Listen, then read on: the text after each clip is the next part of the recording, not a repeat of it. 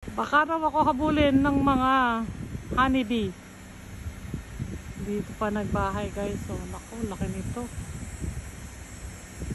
Nyara, takbuhan na.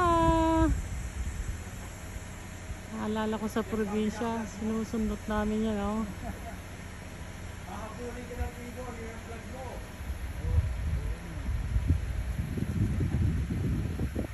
Sabi ko nga, baka may itlog na patay.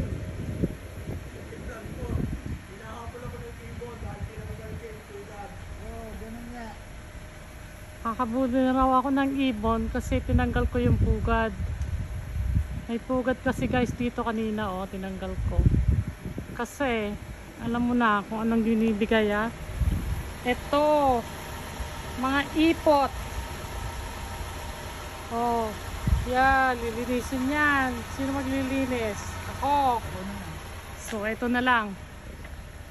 Ito na lang ang ikip natin, guys. Swerte pa yan. Yan.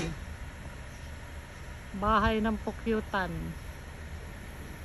Good afternoon. Thanks for watching.